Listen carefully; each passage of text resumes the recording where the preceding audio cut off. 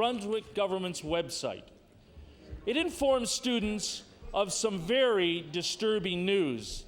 It says of that government's move to harmonization that, quote, the province will no longer be paying the interest on behalf of the students during the grace period. All other integrated provinces treat the grace period interest in that way as well. In practical terms, Mr. Speaker, this means that loan integration will add an additional $1,000 to each student's debt in Nova Scotia. So much for the graduate tax credit. So will the minister explain to this House and to students across this province why his government wants to add to the debt of students in Nova Scotia instead of meeting their promise to reduce it? The Honourable Minister of Education. Mr. Speaker, I'm not entirely sure that the honourable member has his facts correct, as I would understand. I can tell you that in Nova Scotia, in that grace period, before a student has to start paying back the Nova Scotia student loan, they don't have to pay the interest. That's picked up by the province. But in New Brunswick, Mr. Speaker, although the grace period is there, that is added on to the principal loan, and it has to be paid back. The Honourable Member for Timberley Prospect on your final supplementary. The members opposite are impressed with the helter-skelter approach that continues in education, but let me tell you, post-secondary students, they're no longer fooled. This is part of the very government that is driving young people out of this province to the Alberta oil field. But you know, perhaps it's not so much the call of Fort McMurray, but the indifference shown by their own government that's leading them down the road. So my final question to the Minister of Education is, you've made so many grand promises to students and their families and kept so few of them. So why should we believe you now? The Honourable Minister of Education. Mr. Speaker, the honourable member started off with higher education, and believe me, like others who have had young people go through the higher education system, I understand, and my sons and daughters understand about high tuition fees. But, Mr. Speaker, notwithstanding that, I think the fact is we have to recognize the high quality of the post-secondary education system here. And the other thing is, Mr. Speaker, in terms of access, now, granted, you know, we would like, and we made that commitment about tuition fees at university level. Our community college fees are below the national average. But the other thing is in this province that the participation rate of Nova Scotia students in higher education is 50% higher than the national average and 50% higher than it is in Alberta. The Honourable Member for Cape Breton Nova. Thank you, Mr. Speaker. Mr. Speaker, my question is for the minister responsible for the revolving door at the Liquor Corporation. Hear, hear, hear, hear. I want to ask the minister about the sorry state of affairs at the Nova Scotia Liquor Corporation when it comes to the ongoing game of musical chairs in the executive offices. In the last few years, taxpayers have been on the hook for more than $500,000 in severance and related payments. Just in March, a former vice president walked away with 6 months' pay in severance plus a bonus for 8 months' work. Mr. Speaker, I can sure tell you most Nova Scotians would love to have a $60,000 severance entitlement after 6 months on the job. How can this minister justifying sticking taxpayers with the bill for such outrageous severance packages? The Honourable Minister responsible for the Nova Scotia Liquor Corporation. Thank you very much, Mr. Speaker, and I thank my honourable colleague for the question. Mr. Speaker, the Nova Scotia Liquor Corporation strives to provide quality service, a solid business plan each year, and provides the province with many millions of dollars that go toward education and hospitals. And, Mr. Speaker, I assure the honourable member across that we will continue to provide those well-used dollars to the taxpayers of Nova Scotia. The Honourable Member for Cape Breton Nova on your first supplementary. Yeah. Well-paid severance packages. Well, Mr. Speaker, it used to be that such sweet deals only happened when you left the NSLC. Yep. Now it appears you can get a pretty nice benefit when you join the NSLC executive. Sure. I will table a document obtained under the Freedom of Information that shows the new CEO, Brett Mitchell, was given a $40,000 allowance to cover his moving expenses. That, in addition to covering his living expenses for 3 months, his $156,000 salary, and his $23,000 bonus. Now, for anyone wondering, I'll do the arithmetic for them. Okay. That would almost be 1,100 2/4 of Keats. Shameful. So I asked the minister, Mr. Speaker, just who's watching the till at the NSLC offices to prevent taxpayers from being ripped off. The Honourable Minister responsible for the Nova Scotia Liquor Corporation Act. Thank you, Mr. Speaker, and to my honourable colleague across the way, am I understanding correctly that my honourable colleague from the NDP would like me to intervene in a labour contract? Mr. Speaker, I don't believe that that's what I'm hearing from the honourable member from the NDP. And Mr. Speaker, I want to assure all members that the Liquor Corporation is proud of its new president. Order. Order.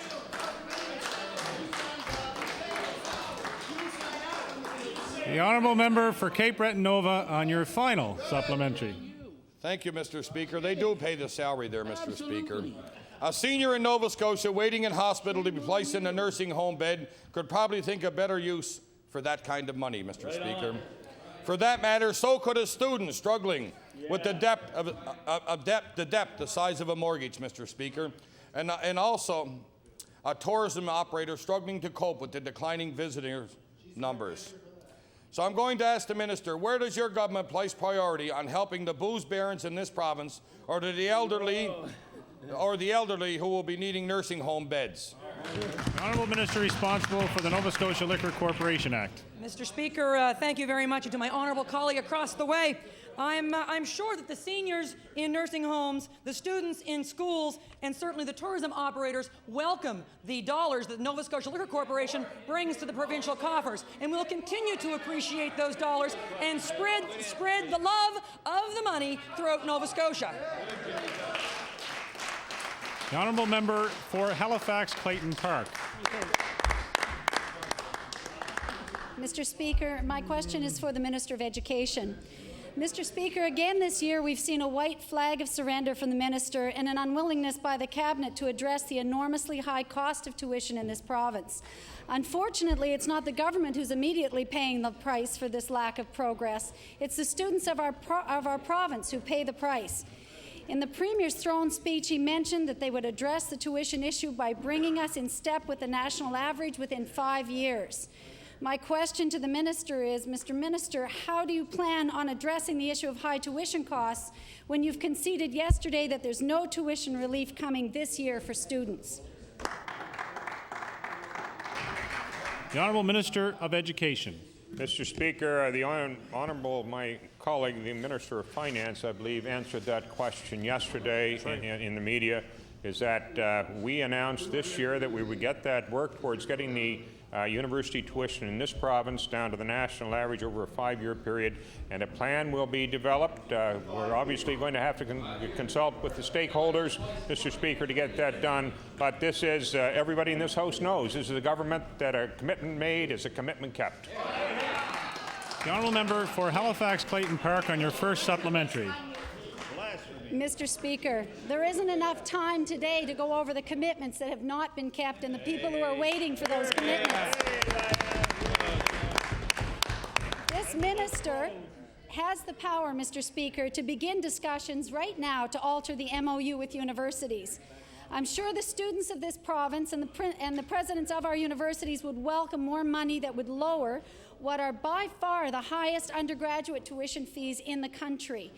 The programs that this government has put in place are half measures, band-aid solutions for a problem that requires much more extensive surgery. Proof of this point is found in the Educational Policy Institute study on affordability, which was recently released, which saw Nova Scotia come in dead last out of all the Canadian provinces and all American states. 60th out of 60 in terms of affordability of our universities. Mr. Speaker, to our shame, that study found us the least affordable in North America. My question, Mr. Speaker, to the Minister is, will you enter into negotiations with the university presidents and student leaders now to alter the current MOU and lower undergraduate tuition? Minister of Education.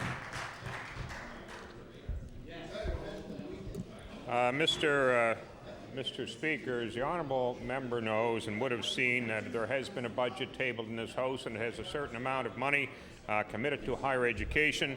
The government in the throne speech has committed to work with stakeholders to try and reduce university tuition to the national average over a 5-year period. That commitment will be kept, Mr. Speaker. But I would like to go back and just remind the honourable member of something that I had mentioned to the member from Timberley Prospect in the last question I received, is that, you know, we recognize that we have the highest tuitions. I want to tell the member that despite that, the university participation rate in Nova Scotia is 50% over the national average. Obviously, the quality that we have in our universities is attracting students. And secondly, Mr. Speaker, that in terms of Nova Scotia's contribution on a per capita basis to higher education, it stands fourth in Canada. The honourable member for Halifax Clayton Park and your final supplementary. That's right. Thank you very much, Mr. Speaker. I have to respond to the point about 50% higher participation and so on than the national average. What's important to note is that our students are bearing 50% more debt than the national average. Each one of those students who are seeking a better life and better education are suffering an enormous amount of debt. In 7 years of government, we have seen nothing that would address the rising cost of tuition. The gap just continues to grow.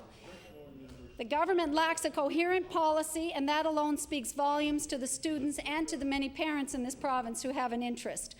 On the government's watch, the tuition gap has widened, and it's a looming crisis now that threatens our university's competitiveness. And the enrollments at Dalhousie last year were down by 300 first-year students. It is beginning to be felt. The CFS is not happy, and neither is ANSA. And my question for the minister is, will you commit today to the members of the House and the students of this province that you will finally help students and begin to address the high cost of tuition now, not at the end of the MOU period? The Honourable Minister of Education. Mr. Speaker, I remind the honourable member that the Memorandum of Understanding was a very good thing for the students in Nova Scotia, because it sure was. And I'll tell you why, Mr. Speaker. The tuition increases were going at the rate between 6 and 7%, the undergraduate tuition, because of the extra money put in by the government to cap tuition fee rises, cut that tuition fee on the average about in half, the increase. Now, again, I recognize that we are higher, but I want to tell you this government has taken concrete steps to slow down the rate of increase, and we will do, as was outlined in the throne speech, that over a 5-year period we will endeavour to work with the stakeholders to get our university undergraduate tuition down to the national average. The honourable member for Sackville-Cobequid. Thank you, Mr. Speaker. My question this afternoon is for the Minister of Health. 325 Nova Scotians die from colorectal cancer each year, Mr. Speaker. That's 6 deaths a week. The Canadian Cancer Society has recommended that every woman and man aged 50 to 75 get a fecal occult blood test or an FOBT test every 2 years to screen for colorectal cancer, Mr. Speaker. The screening in Nova Scotia is inadequate, and with the aging population, that number of deaths from cancer is only going to get worse, Mr. Speaker. So my question to the Minister of Health, why hasn't Nova Scotia made any move towards regulating screening for colorectal cancer, Mr. Speaker? Good question. The Honourable Minister of Health. Thank you very much, Mr. Speaker, and I thank the member opposite for the question. It's something that's very important to this department and to this government. We're working with Cancer Care Nova Scotia in order to have the right protocols and the right systems in place so we can go forward in having a screening program for Nova Scotians. The honourable member for Sackville-Cobequid on your first supplemental. Mr. Speaker, we know that there's many challenges to offering this program right away, and it will take some resources to get it up and running. But if we never start working towards a screening program, it will never happen, Mr. Speaker. Studies in other countries show that only 2% of the people tested require following up procedures, Mr. Speaker. That would increase the demand of diagnostic, but it's far from impossible to meet those needs, Mr. Speaker. So I ask the Minister of Health, how much study has this department actually put in to implementing the FOBT screening for colorectal cancer? The Honourable Minister of Health. Thank you very much, Mr. Speaker. And from the Kai report that came down a number of months ago, underlining the issue, I think it was the Kai, but it was underlining the issue of colorectal cancer and other cancers as we go down the road. We do have the higher incidence of cancer, of course, in this province than many others, and it's something that's very important to us to try to rectify this problem. We need to continue to work with Cancer Care Nova Scotia in order to have the right protocols in place so we can move forward on a screening program. The Honourable Member for Sackville-Cobequid on your final supplementary. Mr. Speaker, FOBT screening costs only a few dollars a test. What's the price for sparing Nova Scotia families the pain of losing a loved one to colorectal cancer, Mr. Speaker? What we need in this province is a screening program and a plan by government to implement one, Mr. Speaker. Right. My question to the Minister of Health, when will his government finally recognize the value of implementing a colorectal testing as recommended by the Canadian Cancer Society? Here, here, here, here. The Honourable Minister of Health. Thank you very much, Mr. Speaker. And as I said in my first two answers, that we are working towards looking at a program like that, working closely with Cancer Care Nova Scotia. And I need to say, Cancer Care Nova Scotia and the system that we have set up in this province is a model for the rest of the country in how we take care of our cancer patients. We need to find a better way to screen things. We're working towards that to protect Nova Scotians. The Honourable Member for Glace Bay. Mr. Speaker, my question is for the Minister of Health. Mr. Speaker, earlier today, the Minister finally announced his continuing care strategy for the province. Perhaps the best way to sum the strategy up, Mr. Speaker, is recycled, rebundled, old, tired, behind schedule, lacking in detail. But, Mr. Speaker, you know, it's just right size to fit in the mailbox during election time, Mr. Speaker. I know many Nova Scotians were looking for more detail and less vagueness, and today they got nothing more than promises 10 years down the road from now. My question to the Minister, Mr. Speaker, given that at any time there are between 350 and 425 people in hospital beds waiting for nursing home beds, how will today's announcement remove the immediate pressures on acute care facilities that are stretched to the limit, providing long-term care? The Honourable Minister of Health. Mr. Speaker, sometimes I'm amazed with the way those questions come forward. I got to say that we come down with a strategy. Listen, the member from Richmond was up in this House on Monday night talking about not having a plan. Where is your plan? We bring a plan down, and there you go. It's not good enough. It's not big enough. This is a good plan for Nova Scotian. It sets out priorities for the next 10 years. It will be protecting, taking care of Nova Scotians as they deserve to be. Honourable Member for Glace Bay on your first supplementary.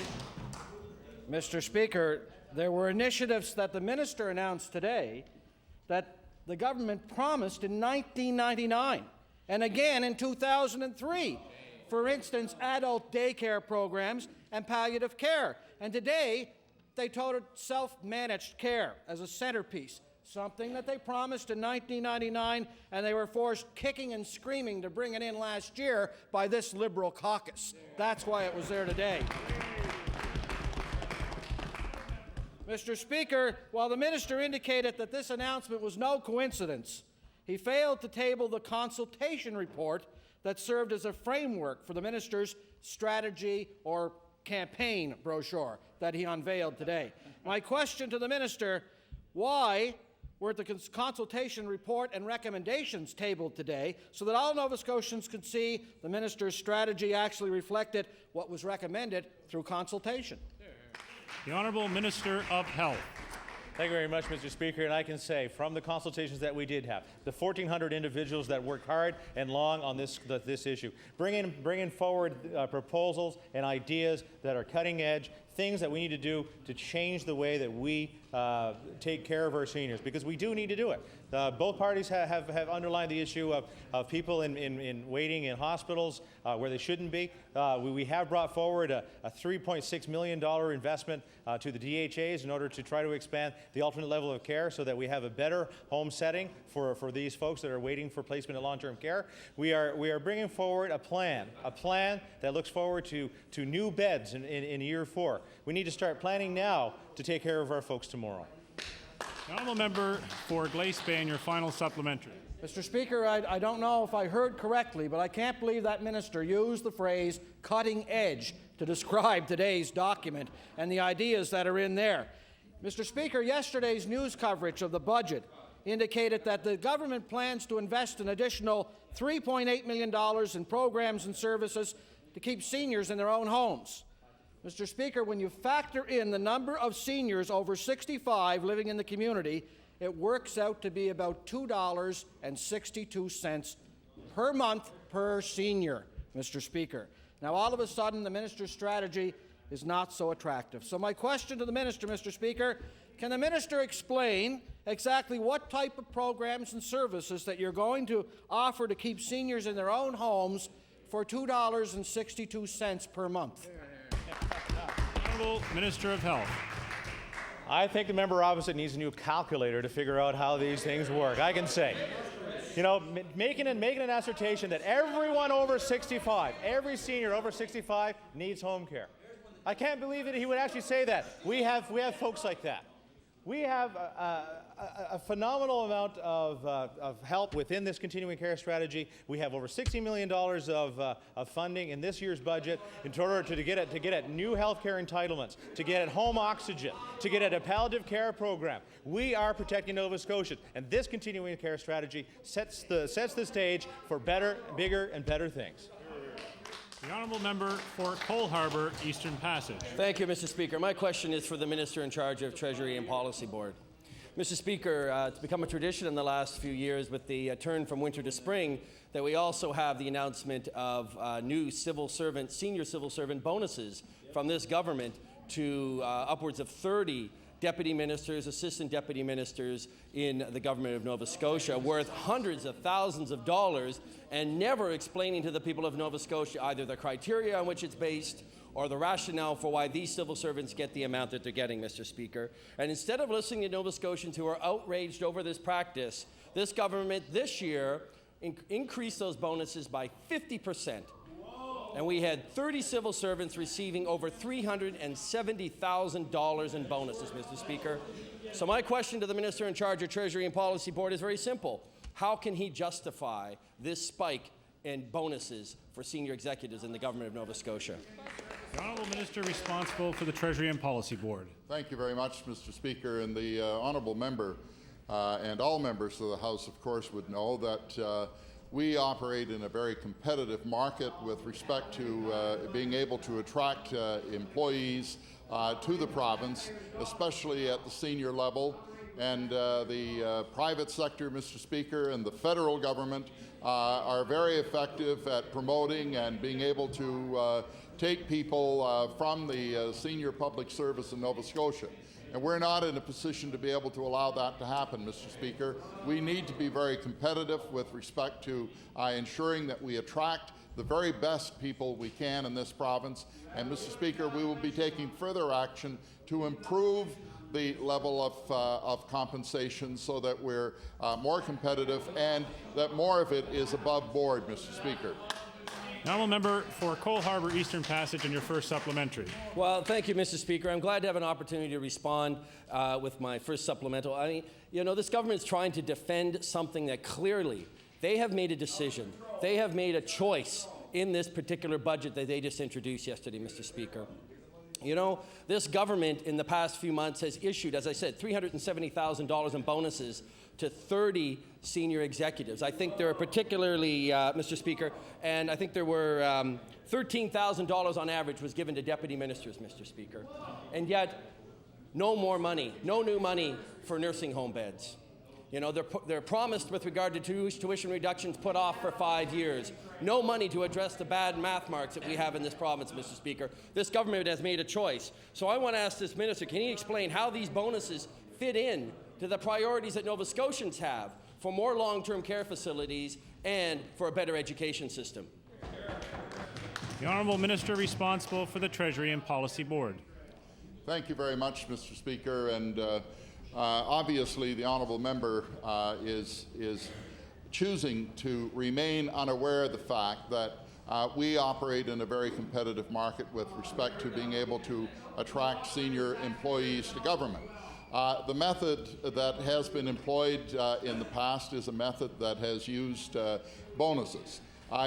Mr. Speaker, the honourable member does put his finger on a question that I believe is one that's worthy of consideration, and we are taking steps to change the method of compensation so that there is less, if not an elimination of the concept of bonuses, and moving toward a compensation package that adequately sets a range of compensation that allows us to be competitive and will not require the use of bonuses into the future. And I hope to be able to come forward with a program to that effect in the near future.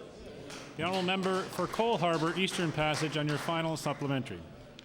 Mr. Speaker, all along what we have said is that there needs to be clear criteria on which they are actually providing these bonuses, and we should have some sense of an evaluation is done and why. For example, in community services, does the deputy minister get a bonus, and on what basis? When you take a look at the sad state of income support in this province and the sad state of housing in this province, as we've heard earlier today, how does someone get a bonus as deputy minister of community services, Mr. Speaker? So my question to this minister is, when is this government going to produce the criteria and the basis on which it evaluates its senior executives so we have some sense as to why and how those people are getting those bonuses? The Honourable Minister responsible for the Treasury and Policy Board. Thank you very much, Mr. Speaker. And the revised program to which I referred in my answer to the first supplementary is something that I will be bringing forward in the very near future. The Honourable Member for Annapolis. Thank you, Mr. Speaker. My question is for the Minister of Tourism. The former Minister of Tourism, now the Premier, said in 2002 that he would double revenues from tourism from $1.34 billion to $2.68 billion by 2012. Last year, Mr. Speaker, the department said the industry was worth $1.29 billion, which is a $50 million decrease from 2002. And every year in between there, Mr. Speaker, the revenues from tourism have decreased in this province. The current Minister of Tourism told the South Shore Tourism Association last week that she expected a modest 2% increase next year. So my question for the Minister is, if you expect a modest 2% increase next year, why is your department still misleading the tourism industry of this province and saying that you can double revenue by 2012? The Honourable Minister of Tourism, Culture and Heritage. Thank you very much, Mr. Speaker, and I thank my honourable colleague across the way for the question. There's no question, Mr. Speaker, that the tourism industry is vital to the economy of Nova Scotia. We employ more than 33,000 Nova Scotians. We account for 7% of the workforce. We bring $1.2 billion to the Nova Scotia coffers. And absolutely will we continue to work with our partners in the industry, Mr. Speaker, to make sure that we continue to contribute and the 2% the 2% gain this year is absolutely attainable, and we will work toward that long-term goal of doubling in the future. The Honourable Member for Annapolis on your first supplementary. Thank you, Mr. Speaker. It was nice to hear the Minister say that the 2% was attainable, because the former Minister was unwilling to say that doubling it was unattainable when everyone in this province knew it was not realistic. Mr. Speaker, at a current public accounts meeting when the Deputy released revenue figures for the sake of showing growth in the industry, it became apparent that the department was downgrading figures from 1999-2000. A press release from the department in 2000 stated that revenues was $1.25 billion. Mr. Speaker, last week they said it was 1.2. That's a difference of $56 billion. So my question is, given the track record of adjusting numbers, misleading operators, how are you ever going to fix the tourism industry problems if you don't admit there is one? The Honourable Minister of Tourism, Culture and Heritage. Mr. Speaker, thank you very much, and I thank my honourable colleague for the question. There's no question, Mr. Speaker, that the province of Nova Scotia will continue to work in partnership with our tourism industry. We will continue to work with the industry to move forward. The $1.2 billion is welcome in the provincial coffers, and we will continue to work toward growing the industry, Mr. Speaker. The Honourable Member for Annapolis on your final supplementary. Thank you, Mr. Speaker. In southwestern Nova Scotia last year, the tourism industry was devastated by the loss of the Scotia Prince. Yet this government's solution is to have the only ferry left in Yarmouth make one extra trip less a month. Earlier today, Mr. Speaker, the minister read a resolution which talked about putting $1.25 million to help reestablish that link. But what you forgot to tell Nova Scotians is we'll have one fewer landings per week in this province. How will this help the tourism industry in southwestern Nova Scotia and indeed the rest of Nova Scotia? The Honourable Minister of Tourism, Culture and Heritage. Well, thank you very much, Mr. Speaker, and I thank my honourable colleague. And I know that my honourable colleague is well aware of the important partnership that we have with Bay Ferries. We were extremely pleased when Bay Ferries stepped up to the plate, Mr. Speaker, and has provided 3 extra runs from Portland to Yarmouth, which will bring those much-needed New England visitors here in Nova Scotia. And I know my honourable colleague knows that the scheduling is such that the ferry will dock and those people will be able to spend a night for sure in the area, in the province. So we welcome that service, and the $1.25 million was indeed a worthwhile investment. The Honourable Member for Cape Breton Centre. Thank you, Mr. Speaker. Mr. Speaker, my question is for the Minister of Fisheries and Aquaculture. You know, Mr. Speaker, we know that the owner of Highland Fisheries is the globally active company Clearwater. Now, Clearwater has benefited quite well in this province from government assistance and in the reality that they have access to our natural resources.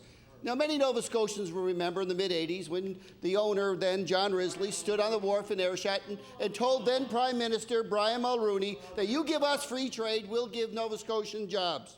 Well, Mr. Speaker, the workers from Clearwater in Glace Bay want to know where those jobs are.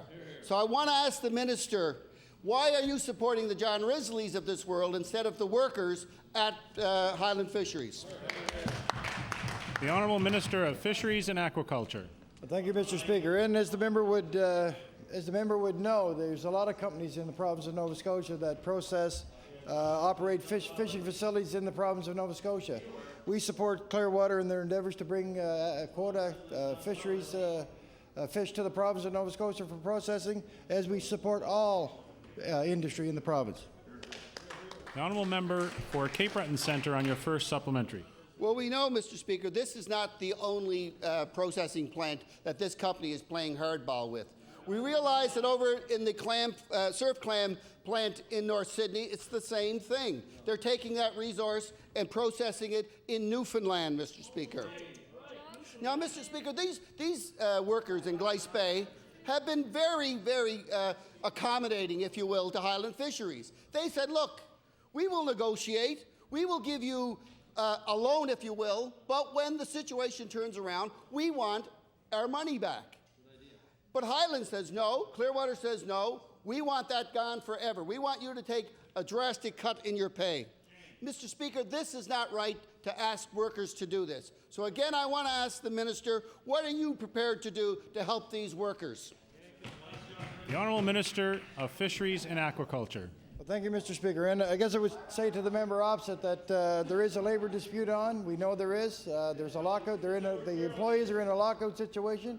And it's not my role as the Minister of Fisheries and Aquaculture to be speaking about that. That is a responsibility of the Department of Environment and Labour, and I will leave it to the Department of Environment and Labour to deal with those issues. Thank you. The Honourable Member for Cape Breton Centre on your final supplementary. Thank you, Mr. Speaker. Well, we also know that it's the Minister's responsibility who owns those licenses and who gets them, and he has a responsibility around there. So, Mr. Speaker, my final supplementary, you know, Quebec and Newfoundland have legislation that requires all fish landed in those provinces to be processed in these provinces. Now, you know, Newfoundland and Quebec were able to secure grandfathering rights from their legislation during negotiations surrounding the Agreement on Internal Trade. Now, this was back in 1994, Mr. Speaker, over 12 years ago. To this date, Nova Scotia has no such legislation. So I want to ask this minister, since 1994, how come we do not have this type of legislation that would protect processing here in Nova Scotia? The Honourable Minister of Fisheries and Aquaculture. Well, thank you, Mr. Speaker. I guess I would have to say to the member opposite, I wasn't around in 1994 as a Minister of Agriculture or as a member of government. But I can tell you, Mr. Speaker, there was a federal Liberal government in Ottawa.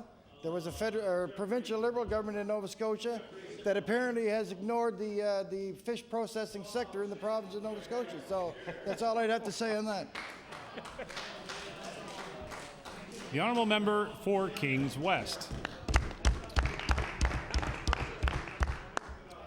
Mr. Speaker, my question is for the Minister of Agriculture.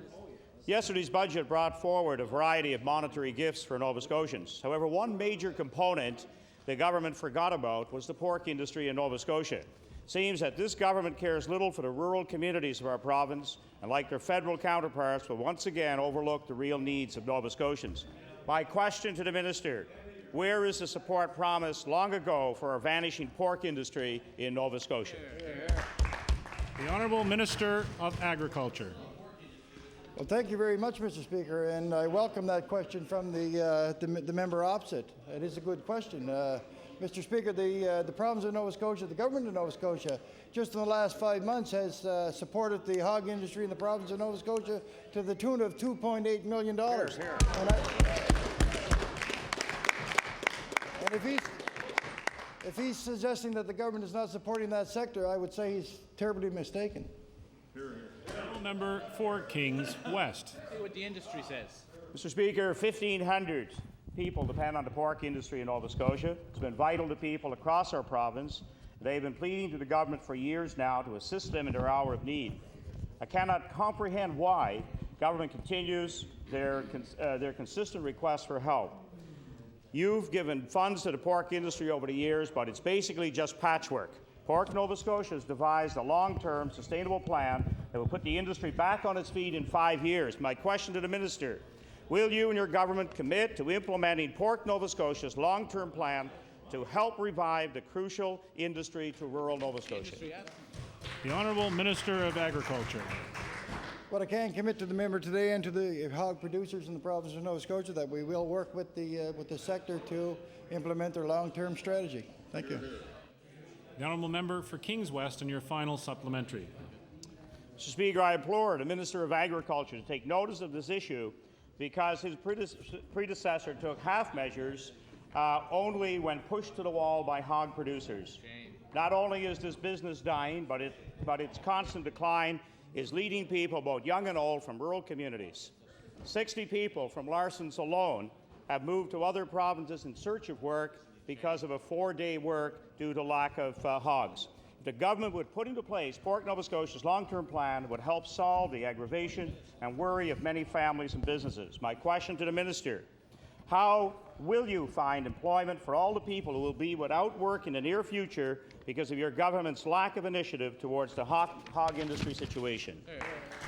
The Honourable Minister of Agriculture. Mr. Speaker, as I've stated before in the previous question, that our government has supported the hog sector just in the last 5 months with $2.8 million.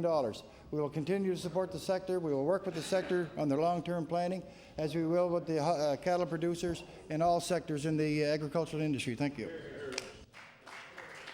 The Honourable Member for Hants East. Thank you, Mr. Speaker, and I won't let the Minister of Agriculture allow his seat to get too warm.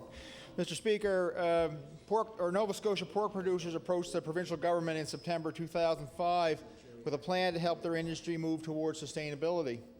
What they've received is an aid package and an extension that is going to run out of money by the end of this month.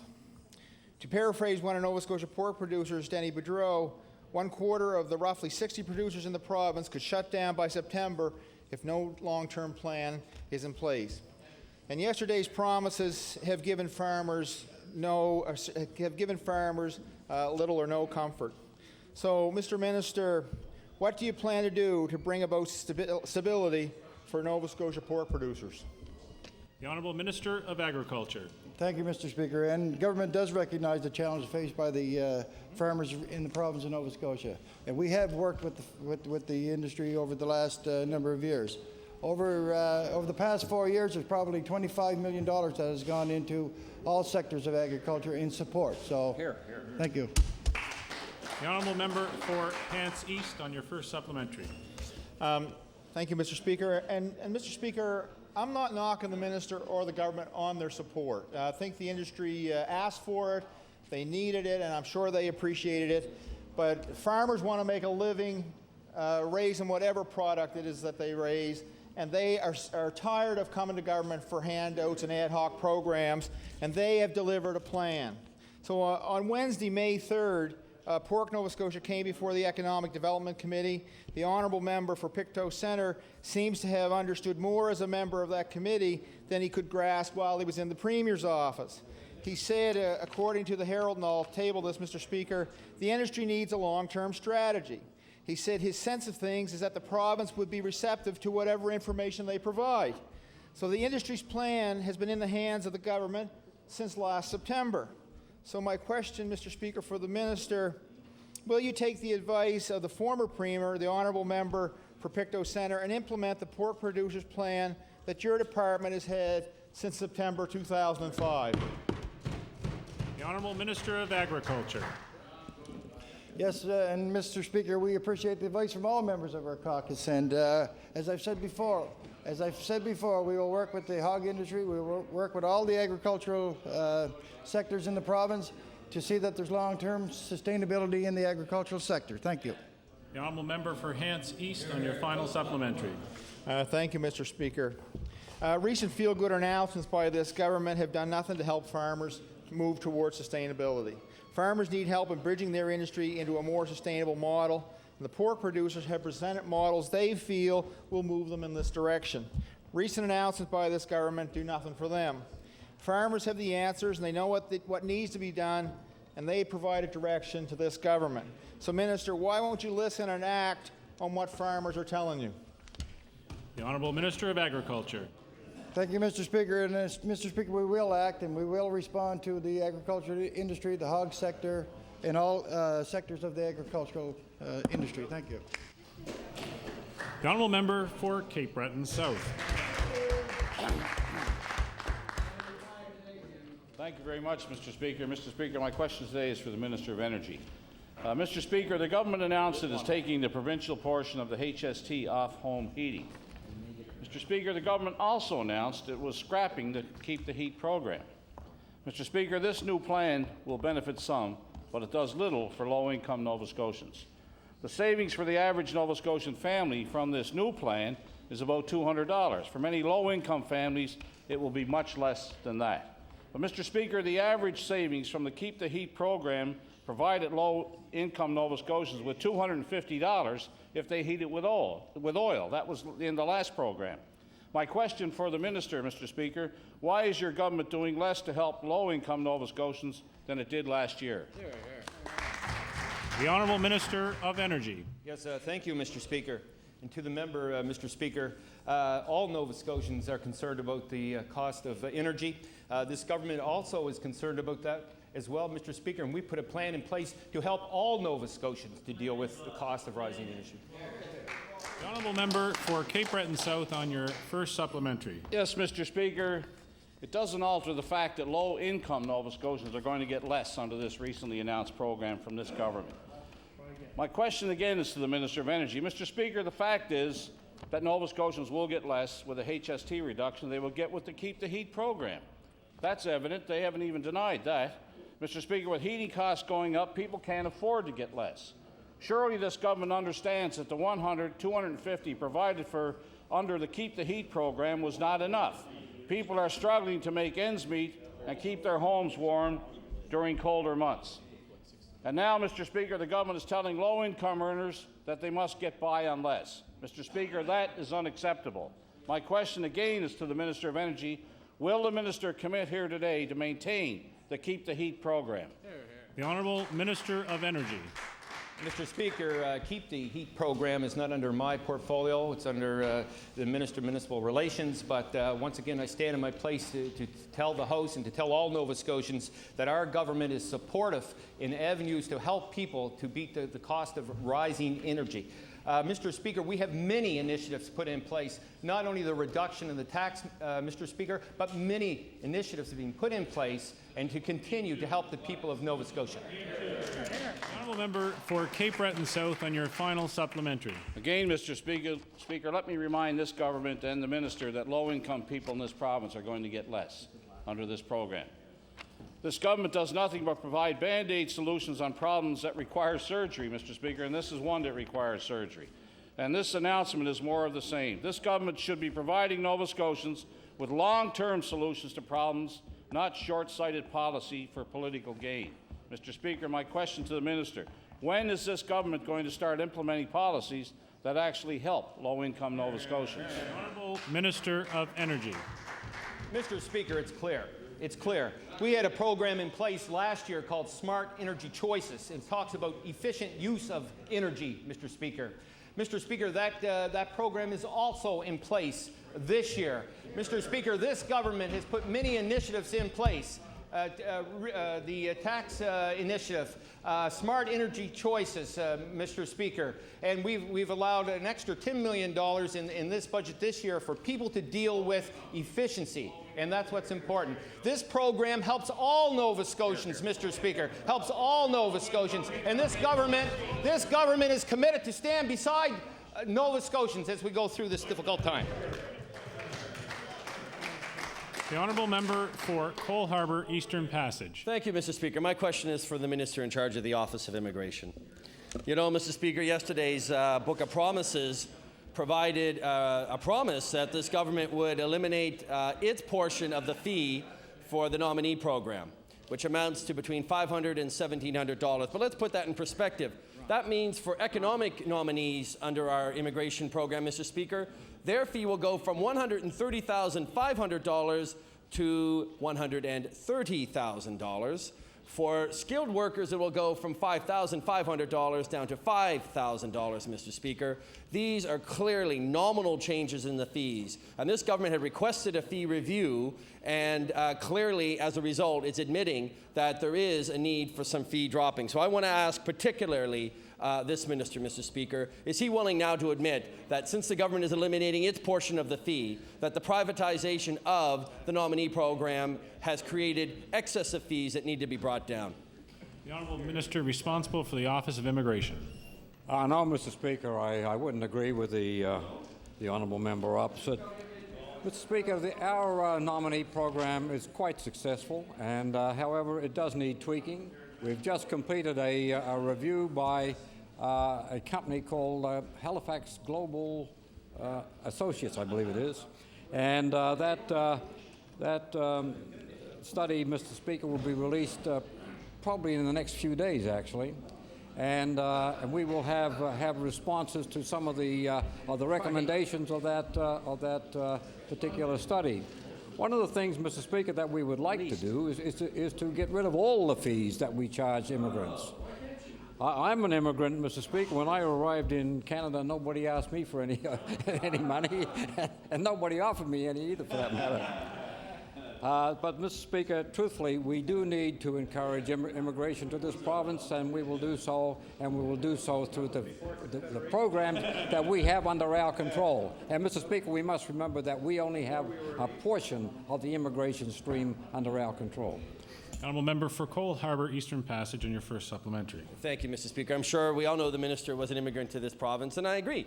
Probably he wouldn't have paid the $27,000 that would have to be paid now if he was to come here. He probably would have chosen somewhere else. And that's our problem with these fees, Mr. Speaker, is that these fees are actually a disincentive for people to come to Nova Scotia. And it's all through the privatization of the nominee program with Cornwallis Group, Mr. Speaker. That is the reason why we're having such a hard time not only bringing them in, but actually retaining immigrants once they come here. So I want to ask with regard to this fee review, I know the minister has said we're going to see it soon. My question is he willing to table that report today in this House so we can all see exactly what that fee report says? The honourable minister responsible for the Office of Immigration. Mr. Speaker, I can't table it today. I haven't got it with me, Mr. Speaker, but I shall speak to the Department of Immigration and see if they have finished their review of the recommendations that Global have brought forward, and if they have done so, I'll probably get it into the House sometime this week. However, before the honourable questioner gets to his feet and asks another question, Mr. Speaker, I'd just like to point out that actually our success rate is quite high. The number of immigrants to Nova Scotia has increased in the last 2 years by almost 9% per year, and that this year we will reach the maximum number that we're really allowed under the nominee program, which is 300, I believe, applicants per year. So, Mr. Speaker, it's been a very successful program. The honourable member for Cole Harbour Eastern Passage on your final supplementary. Mr. Speaker, I don't know if we could say it was a very successful program, particularly since the big question is how many are actually staying in this province, particularly with the economic nominee program. There's a big question as to, well, he didn't come in under the nominee program. But under the nominee program, Mr. Speaker, there's no guarantee that the people are putting down $130,000 are actually staying in this province and aren't moving to somewhere else in Canada. And this is the problem. Cornwallis Group is charging $27,000 for people who want to immigrate to this province under our program. It's preventing people from coming here. Maybe we've had an increase. The increase would be substantially more if we actually had a reasonable fee structure. So I want to ask this minister, Mr. Speaker, when is this government going to admit that the privatization of the nominee program was a mistake, and when are they going to start getting rid of Cornwallis running the nominee program? Honourable Minister responsible for the Office of Immigration. Mr. Speaker, actually our nominee program is the envy of the rest of Canada. And although, Mr. Speaker, Mr. Speaker, I must confess that $130,000 does look like a daunting fee for people to come to Nova Scotia under the economic program. But however, Mr. Speaker, we are encouraging other streams which cost less money, and it would be my intention, Mr. Speaker, if I remain in this House long enough, to actually get rid of all the fees, except for the one for the economic stream, which we can't do anything about until such time as the contract that we presently have with Cornwallis expires. Thank you. The honourable member for Annapolis. Thank you, Mr. Speaker. My question is for the minister responsible for the Senior Citizen Secretariat. Last December, government made great fanfare releasing a document entitled The Strategy for Positive Aging in Nova Scotia. At the time consultations were occurring for this strategy, the former Minister of Health indicated that a response to the Middleton Nursing Home Society would be addressed. Then they said it would be revealed in the continuing care strategy today. Well, today, Mr. Speaker, the minister slammed the door on this volunteer organization who have worked hard to build a facility in their community. So my question to the minister is, why was the minister so vague in not providing specifics when it comes to announcing more nursing home beds for Middleton and other communities around the province? The honourable minister responsible for the Senior Citizens Secretariat. Thank you very much, Mr. Speaker, and I'm glad the member opposite asked the question. Very important facility, especially in the Middleton area, that we do need to be focusing in on. As we announced it today, that we're talking about 1,300 beds around the province. We're looking at the different regions by DHA of where we're going to be placing them. We're also looking at by a formula and trying to find the best formula to place those beds where they are needed. And I'm sure the work that's been done in the area that he referenced will be considered in the next few days. The honourable member for Annapolis on your first supplementary. Thank you, Mr. Speaker. The Middleton and Nursing Home Society, Mr. Speaker, has provided this government with more details and more numbers, and they know full well that those beds are needed in that community. The positive aging strategy also talked about transportation for senior citizens. According to the continuing care strategy, seniors in this province can look forward to a transportation strategy anywhere between the next 4 to 10 years. However, it's the Department of Health who is now apparently responsible for transportation, and they will now be developing this transportation strategy. So my question is, why wasn't the responsibility of a transportation strategy given to another department so that seniors could see results sooner than 10 years? The honourable minister responsible for the Senior Citizen Secretariat. Thank you very much, Mr. Speaker. And, had everyone had the opportunity to look at the strategy, to see what's in the strategy, it talks about a program over the next 10 years. We're talking about things that can get started early, things that get started later, and I'm going to say the transportation issue is something that we can look closely at and have some wheels on the ground, per se, in a very short period of time. So we're looking forward to bringing a transportation strategy as a part of the overall continuing care strategy for Nova Scotians. The honourable member for Annapolis on your final supplementary. Thank you, Mr. Speaker. We have heard from seniors living in apartments under the auspices of community services who are in desperate need of elevators. If they had an elevator, those residents could live in their homes longer, a guiding principle to the positive strategy for aging. Given that the minister is now responsible for transportation, maybe he could answer this. Perhaps he can tell us when the seniors, like those in Canso and on Circassian Drive in Dartmouth, can expect an elevator in their apartments so they can live comfortably in their own homes. The Honourable Minister responsible, the Senior Citizen Secretariat. Well, thank you, Mr. Speaker, but I would refer that to the Minister of Community Services. The Honourable Minister of Community Services. Yes, thank you, Mr. Speaker. And Mr. Speaker, indeed, there are still a few seniors units in this province that do not have access to elevators. Mr. Speaker, 85% do have access, though.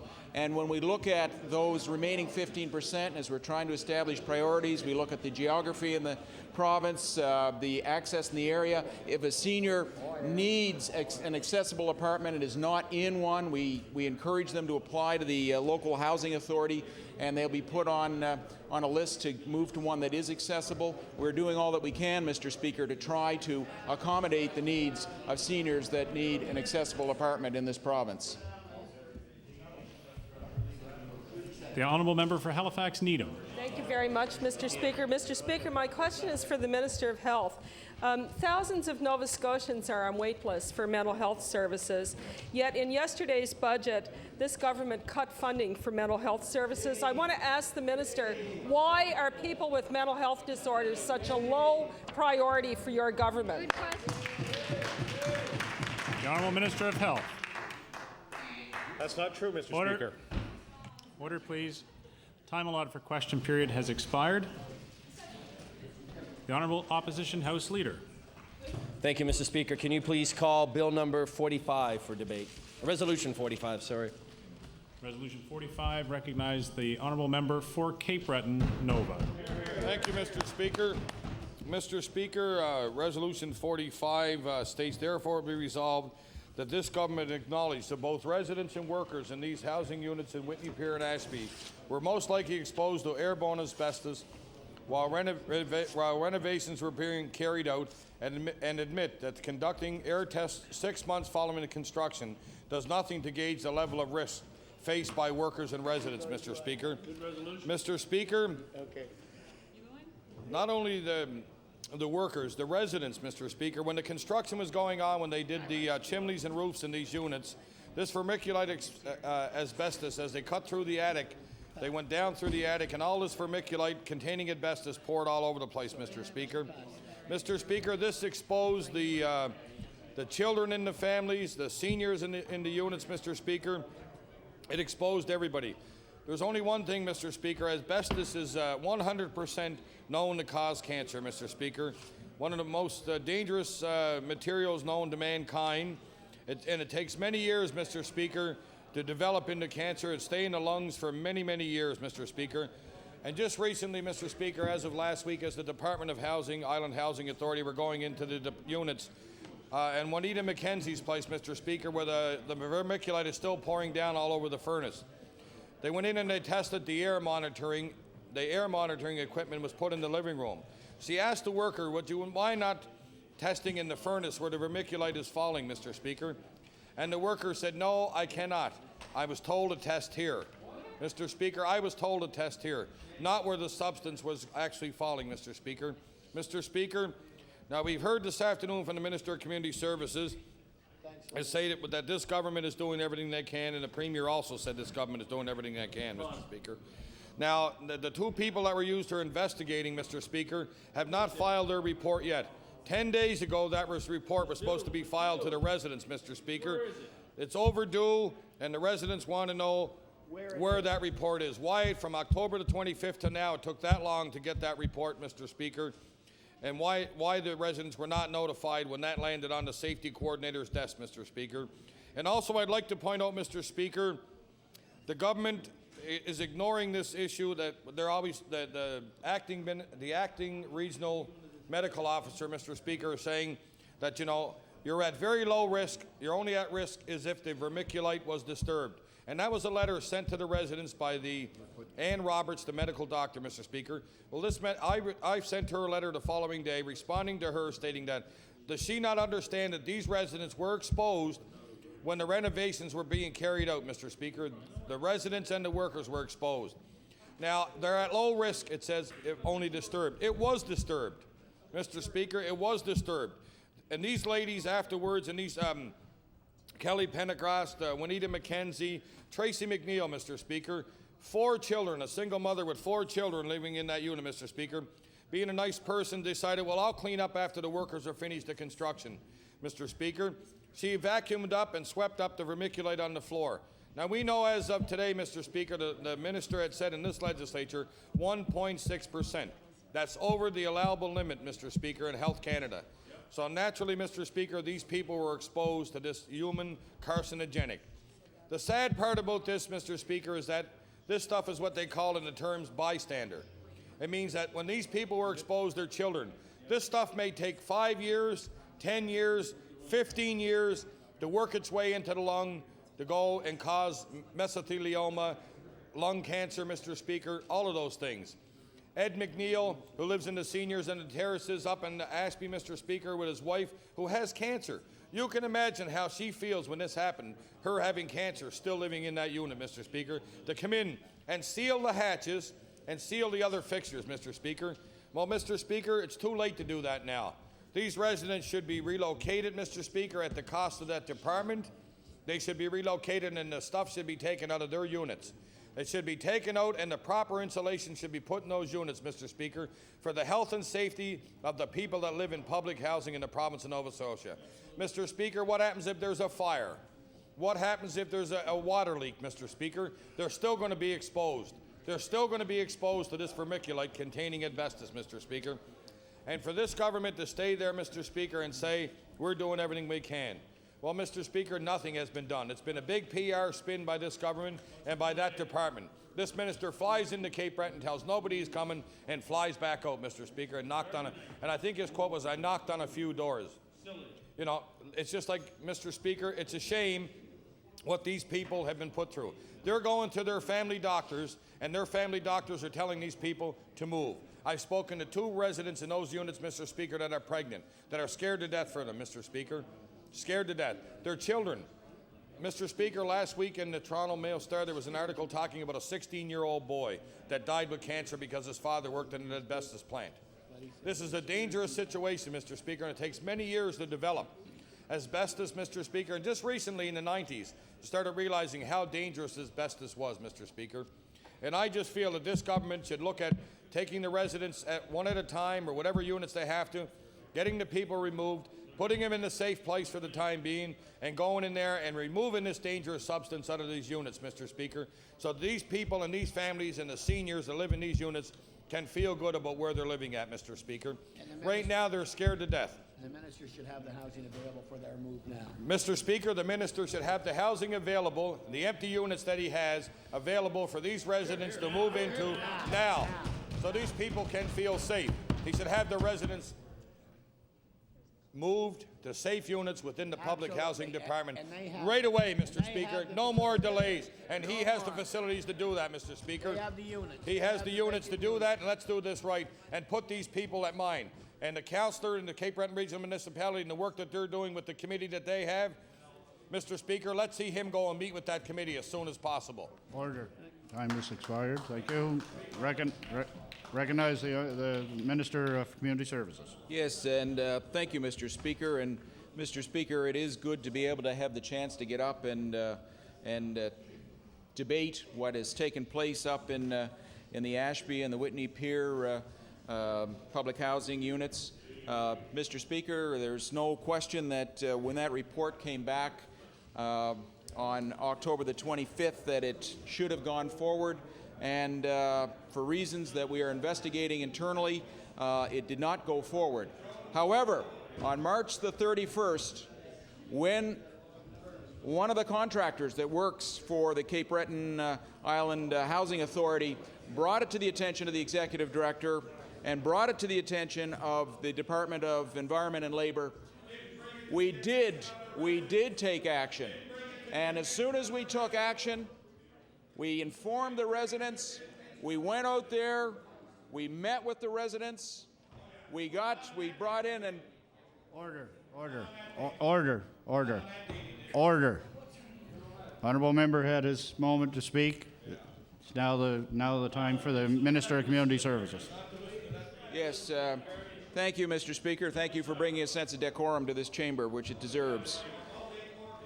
Mr. Speaker, when we became aware of that, immediately we brought in the appropriate professionals. We are using best practices to deal with this issue. We are trying to protect both the tenants and the people that have been involved with working on those units. We have an internal investigation going on, and that is winding down. We are waiting for the Department of Labor to conclude theirs. We do not want to do anything that is going to in any way compromise their investigation. So we're being respectful of the parallel investigations, as it should be, of course, Mr. Speaker. When I became aware of this immediately, I asked the question of my staff, what about the other housing authorities in the province? How could it be that this would happen in Cape Breton? And in fact, of course, Mr. Speaker, it was checked in Halifax, but for some reason 15 years ago, the other housing authorities did not check their units for asbestos. That is being done. We have identified 23 units outside of Cape Breton that in fact have vermiculite, and 20 of those do have residues of asbestos. So the appropriate steps are being taken. We are sealing the ceilings and anything that is adjacent to the walls that have asbestos. That is what we're advised to do by the professionals. And of course, as we go forward with the air quality testing, we are very mindful that we always want to go to the appropriate professionals so that we can get the right advice. We're very concerned about the health and safety of the tenants.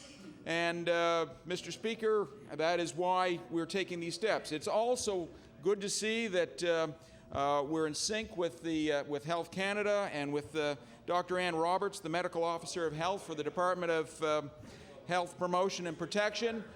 She has been in contact with the residents. The Housing Authority has been in contact with the residents, and I've been in contact with the residents. Mr. Speaker, the Medical Officer of Health has written to the residents of Ashby and Whitney Pier and the public housing units that she reiterates that the risks are low as long as the insulation is not disturbed and the exposure is minimal. The question and answer sheet prepared by Dr. Roberts for area residents is also available. Mr. Speaker, we are doing all that we can to protect the health and safety of those tenants, and we are also concerned about the contractors that may have been exposed to it. Mr. Speaker, we are taking action when we are made aware of a situation. The Cape Breton Island Housing Authority has inspected 76 units for vermiculite insulation and also tested air quality and sealed off the attics in those 76 units. The Housing Authority expects to finish its testing and sealing program by next week, and in addition, the inspection process for the other housing properties in Cape Breton is underway with 142 properties already done, Mr. Speaker. Our priority is to ensure our residents have safe and healthy homes in which to live, and to that end, the Housing Authority crews are working 6 days a week, Mr. Speaker, sealing off the attics. The Regional Medical Officer of Health for Environmental Health Issues continues to work with the Cape Breton Island Housing Authority to deal with any health-related concerns that the residents may have. We continue to communicate directly, Mr. Speaker, with the tenants when there is information to share. Again, when we came aware of the issue, we immediately brought in the appropriate specialists to advise us to take tests. There was a public meeting in each of the 2 units, and indeed there have been letters following up with those tenants making them aware of the various steps that have been taken. In addition to that, as I pointed out earlier, I want to go up and personally hear from those residents what they were feeling about the way that the Housing Authority was dealing with them. Were they comfortable with it? And Mr. Speaker, I can tell you that when I went there, some residents always had confidence in the Housing Authority. Some residents had concerns. There's been a lot of churn around this, Mr. Speaker, but they were very pleased with the way the Housing Authority had come out and met with them. They were pleased with the communications. And, Mr. Speaker, I felt comfortable with the way that the Housing Authority is stepping up to the plate once the Executive Director was made aware that there was a problem. Mr. Speaker, that is all that you can expect of the Housing Authority. When made aware of the problem, they're taking the appropriate steps, best practices being taken, and Mr. Speaker, when more information is available, there will be another public meeting, and they will continue to work with the residents to ensure that we're doing all that we can to take care of their health and safety. Thank you. Thank you. Recognize the honourable member for Kings West. Thank you very much, Mr. Speaker. And certainly it is with concern that I do rise in the chamber today on behalf of the Liberal caucus regarding Resolution 45, asbestos in public housing. And I would say that there are three elements around this situation which certainly are indeed very disturbing. The first one, obviously, is when Atlantic Indoor Air Auditing company informed the Cape Breton Regional Housing Authority on October 25, 2005, that there was the presence of asbestos in the units at the terraces in Ashby, and of course did not inform workers or residents until April 2006. This is obviously too long a timeline. We are talking about a well-documented, a well-known carcinogenic. In fact, quoting from, and I'll table this document, the Agency for Toxic Substances and Disease Registry, they say exposure to asbestos usually occurs by breathing contaminated air in workplaces that make or use asbestos, but also asbestos is also found in the air of buildings that are being torn down or renovated. Asbestos exposure can cause serious lung problems and cancers.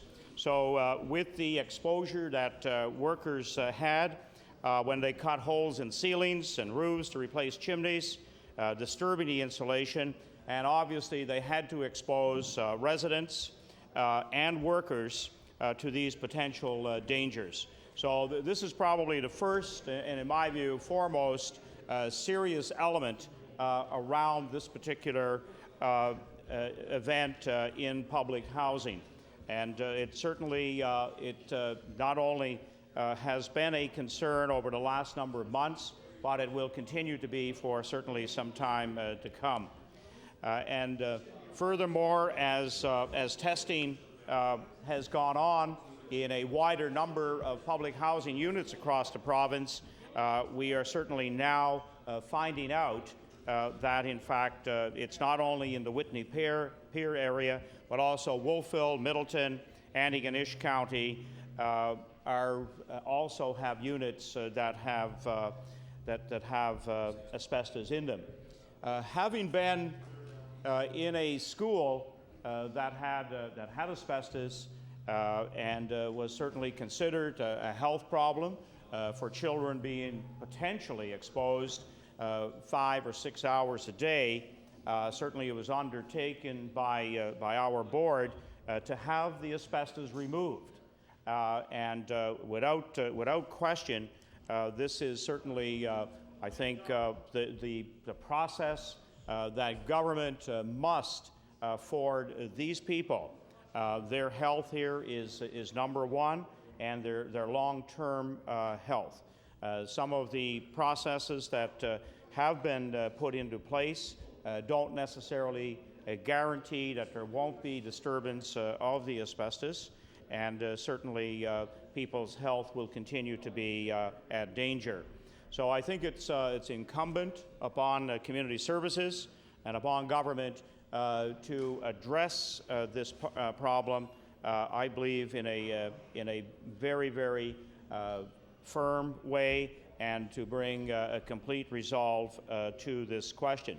And there's no question that if you have asbestos in a building, and as I said, in the school where I formerly taught, they took a summer and had the asbestos removed, and all of the air testing and so forth done to make sure that there would not be a lingering or a problem for the future.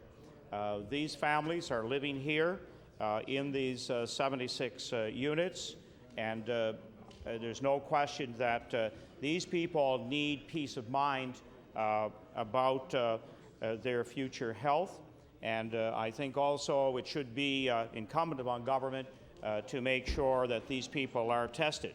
There is a test to see the level of exposure that residents did have, and these are the kinds of assurances that, in my view, should be put in place.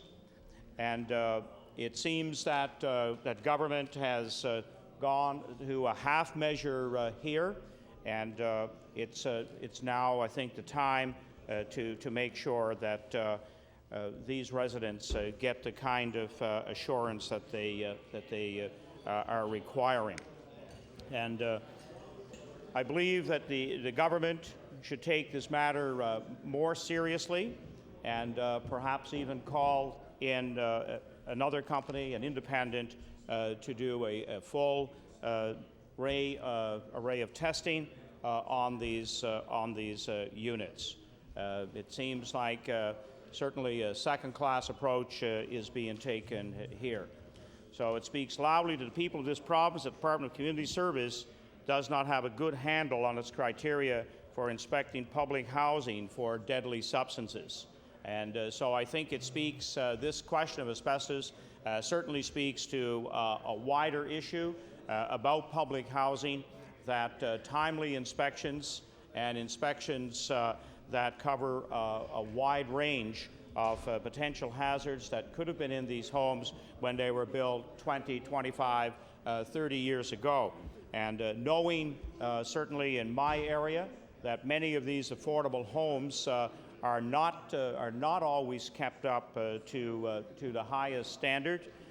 Certainly, I think the time has come for community services to launch a full, wide-range investigation across Nova Scotia to make sure that our affordable housing is indeed safe housing. So that's what our party is calling upon government to do, and to do this with a firm resolve that certainly will bring peace of mind to the residents of Whitney-Pierre and the other areas of the Thank province. you. I recognize the honourable member for Cobequid, Sackville-Cobequid. How about Cobequid? There you go. Thank you, Mr. Speaker, and it's a pleasure for me to rise today to speak on resolution number 45. And I think we need to recognize the good work from the member from Cape Breton Nova, who brought this to the attention of not only the residents and the workers, but the people of the province and this government, that something should have been done sooner, Mr. Speaker. It's amazing to me that I'm going to stand here tonight and talk for a few minutes on this issue, because it's not the first time I spoke about what's possibly lurking in the attics of Nova Scotia, Nova Scotians' families, Mr. Speaker, in their attics. It was almost 1 year ago today, Mr. Speaker, on May 18th, 2005, that I stood in this chamber, Mr. Speaker, and asked the Minister of Community Services and the Minister of Service Nova Scotia about the potential risk of a product called Zonolite in the homes of Nova Scotians and in public housing, Mr. Speaker. And we all know Zonolite was made with a material called vermiculite, which is known to be contaminated with asbestos, Mr. Speaker. The same product that's we found lurking in the ceilings of our public housing in Whitney-Pierre and in Ashby, Mr. Speaker. This isn't something that just happened overnight and we stumbled upon it, Mr. Speaker. I asked the Minister of Community Services at the time what he was going to do about this. And his response that day, Mr. Speaker, was that he was unaware of any products like this being used in public housing in the province. And that he would get back to me, Mr. Speaker, about the possibility of this. Well, Mr. Speaker, I can honestly say, to this day, not the Minister of Community Services, no one from his department, no one from government has ever gotten back to me or my party on the potential dangers lurking in the attics of public housing in Nova Scotia. And I congratulate the member from Cape Breton Nova to take this upon himself to ensure the safety and the safety of the residents that elected him to represent them here in the legislature, Mr. Speaker, to bring this forward and to force the government into acting on this important and serious issue, Mr. Speaker. We're not talking about something that we can just go and remove without causing any problems, Mr. Speaker. The government has stated many times that there's limited risk if it's left undisturbed. But we heard the member from Cape Breton Nova stated that these residents, these units, went under renovations over the last several months, Mr. Speaker. They cut holes into the ceilings. They repaired chimneys. My God, Mr. Speaker, if that's not disturbing this potential hazard, then I don't know what is. And maybe the government should tell us what is disturbing this product, Mr. Speaker. Exactly. I'm alarmed that it took nearly 5 months for the Department of Community Services and this government to warn the residents and the workers who did the work there, Mr. Speaker, that there was a potential hazard when they found out about these tests, Mr. Speaker, and the availability of asbestos lurking in their ceilings, in their chimney or in their attics, Mr. Speaker. 5 months. I can assure you, Mr. Speaker, that any member of the government would have found out that this material was in their attic. Well, they wouldn't be living in those homes right now, and neither would their family members, Mr. Speaker. That's why I think the government should act now and get these families out of these units, remove this material, and protect Nova Scotians. Protect these individuals who are in certain circumstances, Mr. Speaker, requiring the services of the Nova Scotia government to provide housing, provide low-income housing for these people, Mr. Speaker. They need to ensure the safety of our individuals, of Nova Scotians who are living in public housing, that there's no risk, Mr. Speaker. It says if you don't disturb it, there's minimum risk, Mr. Speaker. What happens if there's a problem with the roof, Mr. Speaker, in the next several months? What happens if there's a problem in the ceilings or something happens that disturbs it, Mr. Speaker? What happens if there's a possibility of another Hurricane Juan to hit the province, Mr. Speaker? Do you think what will these families do if the potential destruction or damage to their houses occur, Mr. Speaker, when the government had the opportunity to move these patients or these people, Mr. Speaker, these residents, and in the hopes that they don't become patients in this healthcare system, Mr. Speaker, down the road. They had the opportunity to move them. They've refused to move them to this date, and I hope that the member from Cape Breton Nova and our caucus will continue to push for government to do the right thing. That's why he's here. Here we are on the eve of an election, Mr. Speaker.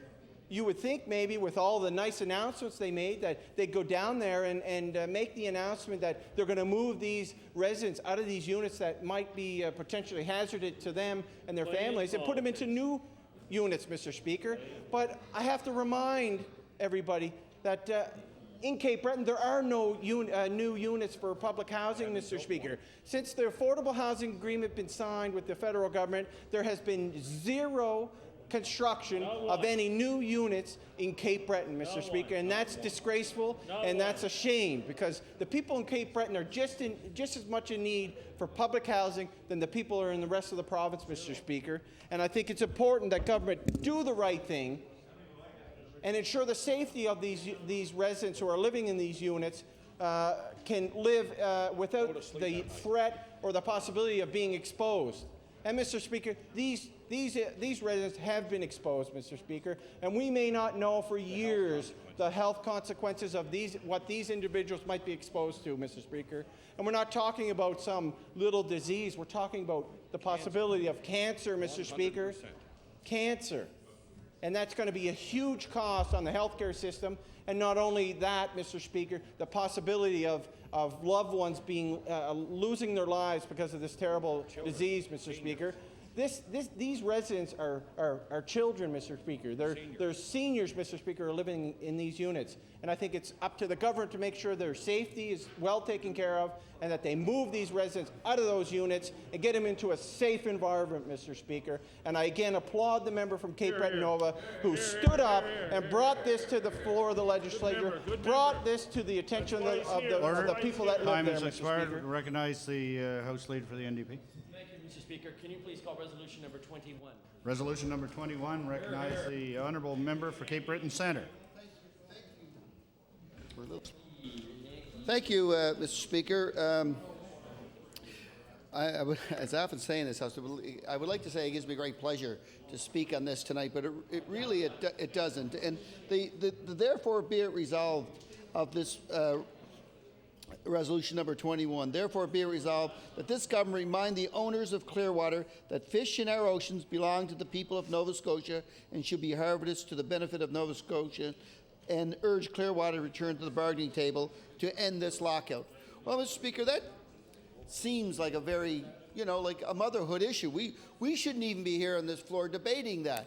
But, as last night, we spent 2 hours here in emergency debate last night talking about what's going on at Stora Enso. And it's the same thing. It's our resources. Multinational corporations coming in and taking our resources, and we're left like beggars in the street looking for the crumbs. At what point in Confederation did we become the beggars? At what point do we not say to the people of the rest of this country, globally, that it's our resource, we will own it, we will manage it? Yet what we see today is a lockout at Stora and a lockout at Highland Fisheries because greedy employers want more than their just rewards, Mr. Speaker.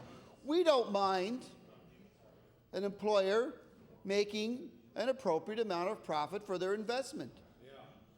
But neither one of these employers are here in this province doing anything except taking our natural resources. When we say to them, well, we want appropriate pay for them, or we want to discuss around that issue, they want to cut it off. Well, Mr. Speaker, as I said earlier in a question to the Minister of Fisheries, the very owner of Clearwater Fisheries at the time, John Risley, stood in his plant that was being developed with money from the federal government and told the then Prime Minister, Brian Mulroney, Prime Minister, you give us free trade, we will give you jobs. Well, that is a statement that really bared little or no fruit. I mean, there was jobs for a time being, but at the end of the day, when Mr. Risley feels that his profit is not large enough, he's not saying he's not making any money, when his profit isn't large enough, he wants to pack that plant up and go away, or worse still, go to the workers and say, look, we want you to take $2 and some cents off your pay per hour so I can make more money. So what do we say to that? I mean, it's clear. The union then says, look, Mr. Risley, we know that there's things going on globally in this industry. And we know because of the Canadian dollar and a few other things that you've kind of hit a rough spot.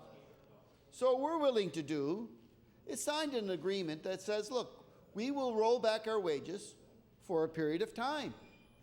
And that's what we should do. And I think that's more than generous for these workers. It's not because of what these workers were looking for in their wage envelope that has created any problems with the Canadian dollar.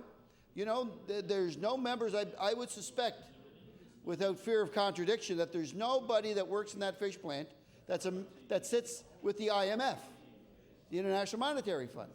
And there's nobody that sits with the Governor of Bank of Canada that sets our rates. So why should they be the ones that get punished?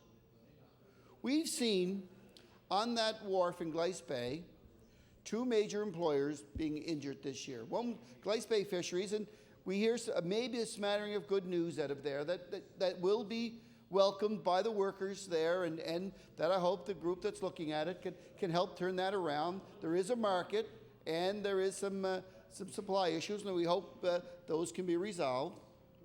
But Mr. Speaker, when we're here today talking about a large, well-heeled employer who says to people that aren't making great wages, are not making these huge amounts of money, that are saying, we not only want you to roll back your wages, but we want to do it forever. And then what happens? In real dollars, you roll back. Let's look at some of the changes. Like since this winter started, we've seen a new rate set at NSPI for electricity. We've seen soaring gas prices, even to the point where this government has agreed to control them somewhat, Mr. Speaker. We've seen this very week when they come down with their wish list in the budget, that they've even recognized our position, the good position we put forward of taking the HST off of home heating fuels, Mr. Speaker. These are all items that have gone up, and even this government has recognized that, Mr. Speaker. But yet, large corporations like Clearwater that owns Highland Fisheries are ignoring them, saying, we've got problems. Well, you know what, Mr. Speaker? These people, these good people that work in that plant, they have problems. They've got to educate our kids. They've got to send them to universities with the highest tuition. We've got to send these kids to school. We've got to clothe them. We've got to feed them. What does Mr. Risley say to that? How can you take $2.20 an hour away from those workers, which on a 40-hour is almost $100 a week, out of their pay envelope, and say, how are we going to grow as an economy? That is just plain wrong, Mr. Speaker. We own the resource, as I said in the resolution. We should manage the resource. The John Risleys of this world should do the right thing and bargain in good faith with his workers and tell them once and for all that we are partners in this. It's not a landlord-tenant position here, Mr. Speaker. We are equals in this province. We own the resource. The government should tell them so, and we should have the benefits of those resources. Thank you very much. Thank you. I'll recognize the Honourable Minister of Agriculture, Fisheries and Aquaculture. Thank you, Mr. Speaker. And Mr. Speaker, I thank the honourable member from Cape Breton Centre for bringing this resolution forward. As you know, Mr. Speaker, and everyone knows that the fishing industry in the province of Nova Scotia faces many challenges, and the workers at the Highland are experiencing some of these challenges. These fish plant jobs in Glace Bay have been there for many years. The plant and the workers survived the ground fish collapse in the early 1990s and hopefully will find a way to work through the present problems. I know only too well, Mr. Speaker, the problems the community faces when fish processing jobs are lost or at risk. As you know, the town of Canso is in my riding. The town's major employer is a fish plant. This plant has struggled since the codfish closures. In some years, the plant did turbot and the workers had employment. In other years, shrimp was processed. Other years, snow crab became the target, but it always seemed that the plant struggled to find enough resources to process so that the workers could get their time in, and there was never security from one year to the next. The Highland plant has been relatively successful over the years and has carried on in the face of resource shortages. I'm sure that the efficiency of the plant workers was the major factor in the success. I mentioned the challenges of the industry is facing, and I'd like to address these challenges. China. Everyone is talking about China. I understand that they have set up huge modern fish plants and that they can process tremendous volumes of fish. I have been told also that they do it well. Their quality standards have improved dramatically over the past several years. So what do fish plants in China have to do with us? Well, for starters, they compete for unprocessed fish. After the ground fish collapse, many Nova Scotian fish plants bought containers full of frozen ground fish caught in other parts of the world. These plants process their fish, keeping their plants active and continuing to serve their markets. Now, Chinese plants are able to outbid us for this fish that is caught off Alaska or Russia. They can bid higher prices because their labor is so cheap. We all know this is not fair for our plants in Nova Scotia, but you might ask, what can we do about it? Mr. Speaker, these Chinese plants can undercut us on the markets, and because of their cheap labor and their used modern plants, they can pay more for the frozen fish and sell it for less on our traditional markets. But, Mr. Speaker, if we cannot beat them in the frozen fish game, we must look for other ways to compete. Another huge challenge we have is the strength of the Canadian dollar. Every time our dollar increases in relation to the US dollar, it causes financial pain for the fishing industry. Not too long ago, our dollar was worth less than 70 cents US. Now it is worth about 90 cents US. That change has dramatically hurt the industry. At an exchange rate of 65 cents, a fish product sold to the U.S. for $4 U.S. per pound would bring home $6.15 Canadian. Today, the same product sold for $4 at a 90-cent exchange rate would bring home only $4.44. So without changing anything, our fishing industry is losing $1.70 on that $4 U.S. product. From a percentage perspective, we were getting 38.5% more for our fish at the low exchange rate than we are getting at today's rates. That, Mr. Speaker, difference is a huge loss. And we all know that the cost of fishing and the processing of the fish has not gone down by 38%. In fact, the opposite is true. Particularly with increased fuel prices, costs have gone up, and it looks like the trend will continue. There are challenges, Mr. Speaker, but our fishing industry is large and diversified in Nova Scotia, and I'm confident that we will survive and thrive. I'd like to remind my colleagues that we are the leading fish province in Canada and have been for decades. I also want to note that fish has historically been the largest export commodity in our province. So you might ask, how can we survive? Mr. Speaker, we have to build on our strengths. We have many experienced fish plant workers like the workers at Highland who can rise up to the challenges. We are next to one of the richest markets in the world, the eastern U.S. This market knows fish and likes fish, so we have to take advantage of it. I mentioned earlier that we may not be able to compete with China when trying to sell some frozen fish products, so we should look to our strengths.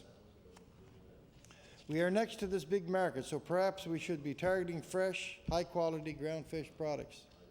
Think fresh, think high quality, think high value. You can get a fish out of the water, processed and on a plate in New York or Boston within a short time frame, a few days. China cannot do this unless they want to fly fish from the boats to the plants in China and back to New York. And I think we just might be able to compete with that one. And as I said, we are the leading fish province in Canada. We didn't get to be on top by chance. Our fishermen, our plant workers, and companies have worked hard and have been resourceful. Mr. Speaker, I am confident that we will continue to see this ability from our industry. In reference to the resolution, I'd like to speak to the notion of Nova Scotia fish. Do the fish off Nova Scotia belong to the people of Nova Scotia? Yes, Mr. Speaker, I believe they do. In fact, they belong to the people of Canada. And Mr. Speaker, for years the Nova Scotia government has been careful to avoid putting provincial flags on Canadian fish. Our traditional ground fish vessels used to harvest their catch from the waters of Baffin Island to Georges Bank. These Canadian fish fed our plants in Shelburne, Unalunenburg, Canso, Petit de Gras, Lewisburg, Glace Bay, North Sydney, and Shinnekamp, plus many other communities in the province, Mr. Speaker. Order. Thank you. Expired. Recognized member for Glace Bay.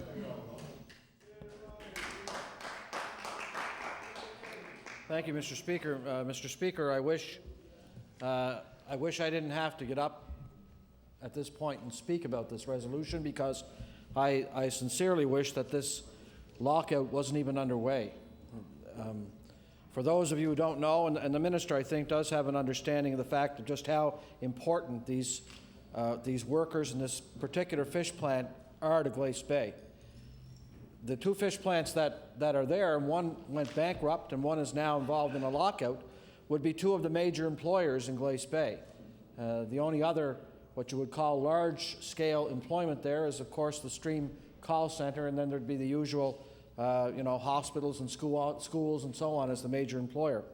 So to have 108 workers who are not only locked out in this instance, but are not collecting unemployment insurance benefits because of a lockout, is a major blow to the economy. Not only is it a major blow to the economy, Mr. Speaker, but it will mean that, for instance, resources which are already stretched, resources such as perhaps social services, although they can't access social services either because they're involved in a lockout, So then you go to the food bank. When I talk about basic needs, there are actually some workers now who are finding it hard to even supply themselves with food, so they've been forced to go to the food bank. And the food bank will tell you, the food bank officials will tell you, because I've talked to them, they can't handle an onslaught of people coming in large numbers. They don't have the resources there to handle that sort of situation. That's how serious it is right now, Mr. Speaker, involving Highland fisheries. Mr. Speaker, the workers want to be there. They want to be at work.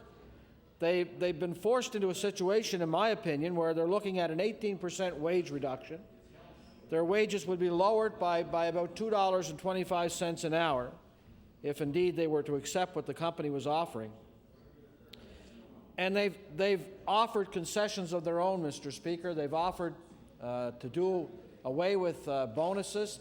They've offered, went as far, the union involved, the CAW, I believe, offered a loan to Clearwater in order to keep the plant open. They turned that down. Now, the ironic part of it is that this is not a labor dispute that involves a fish plant that wasn't successful. This is not a labor dispute that involves workers that were out on strike. They did not go out on strike. This is not, in my opinion, a labor dispute at all. This is a case where a company decided that they weren't getting what they wanted in contract negotiations, and they decided to lock out the workers. And because of that, it's caused a great deal of turmoil in the community. Now, Mr. Speaker, when something like that happens, I don't think what the workers are asking for is unfair. What they're asking for, and it's the purpose of this resolution, Resolution 21, which was introduced by the member from Cape Breton Centre. It's congratulations to the member for introducing this resolution, because what it asks for is very simple. Should we in Nova Scotia, and the minister has already made reference to it, fish that swim off our shores are considered Nova Scotia fish when they're caught? And should we not process Nova Scotia fish in Nova Scotia? The minister says yes, as far as he's concerned, those fish that are off the shore belong to this province. Now, Mr. Speaker, the minister also made reference to the fact that we have to build on our strengths. Well, the biggest strength that we have in this province is our people. It goes without saying. For instance, the 108 people that work at Highland Fisheries. They have a very good track record in terms of making that plant work. This plant has not been labor disputes are not common at this plant. Absenteeism is not common at this plant. You have a group of workers here who want to go to work every day. They're seasonal. It's a seasonal at best of times for some things, such as the crab fishery. And then you have a product which these workers have to stand by now and see being shipped to other jurisdictions. And yes, there's a problem in terms of international competition. There's a huge problem if we're competing with a place like China and our fish is being shipped to China and processed. Mr. Speaker, I can recall at one point visiting Highland Fisheries, and I also visited Glace Bay Fisheries. The most impressive part of it was that Highland Fisheries is a modern plant. This is not a plant that's out of date. This is a plant that, and given full credit to Clearwater, they invested money in it. Of course, that money, has to come from somewhere. Some of it came from the federal government. Some may have come from the provincial government. I don't know at this point in time, or I'm not sure anyway. But that money was invested in the plant because the product was there, the workers were there, and they had a successful operation. This plant has been in Glace Bay for some time, which makes it even more important that we have to keep it there. So reasonably, Mr. Speaker, and I don't know what took place at the meeting today between the fisheries minister and the workers from Glace Bay. I'm glad that he sat down to meet with them. And all I'm saying is that at some point in time, to try and solve this, the workers are calling for a couple of things. One, they'd love to get back to work. That's number one. There's a federal fisheries minister involved here as well, a Department of Fisheries and Oceans which comes into play, and federal regulations which come into play. And all I'm asking, I don't know exactly what the workers asked of the minister, but all I'm asking of the minister is to pick up the phone and talk to the federal fisheries minister and say, let's get together, Let's see what we can do to try and make sure that this lockout doesn't continue anymore. And if that means getting tough with Clearwater Foods, then fine. This government has to get tough with Clearwater Foods. Whatever it takes to put those people back to work where they want to be, Mr. Speaker, because, as I said, you've got a successful operation, you've got good workers, they want to go to work, they want to be there, and there's absolutely no reason why they shouldn't be there, with the exception right now that their employer locked them out. This was the first strike by the employer to stop things from going any further. Unjustly being treated right now. Time has expired. Recognize the honourable member for Pictou West. Thank you, Mr. Speaker. I welcome this opportunity to have a few minutes to speak on this very serious situation at Highland Fisheries in Glace Bay. And I had the opportunity back in February to visit the plant, and or at least I tried. I was with my good friend Clary McKinnon, who's a recognized expert on many fisheries issues, and I'm sure, Mr. Speaker, you've heard of Mr. McKinnon. He's a candidate in the upcoming provincial election.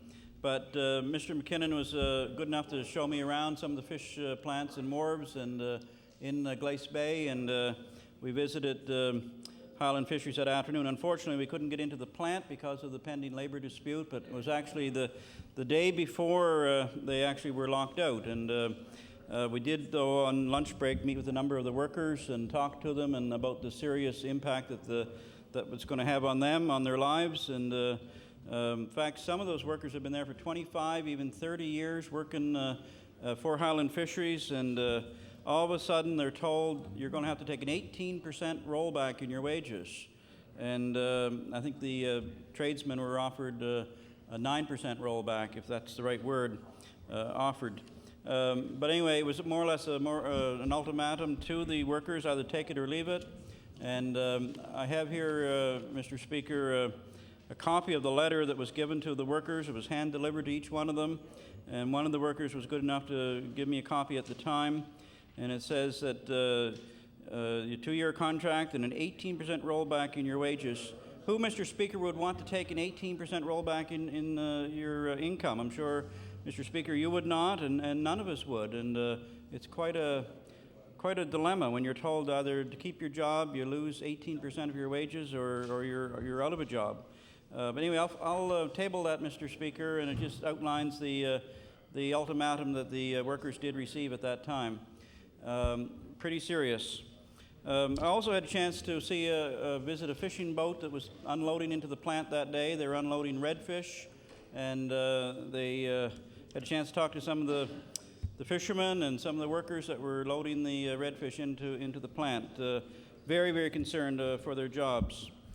And you know, Mr. Speaker, the fishing industry has sustained rural and coastal Nova Scotia for more than 500 years now, and since the days originally of, I guess, long before that for the Aboriginal people, and since the 15th century, certainly Europeans have come over here to harvest the rich bounty of fish.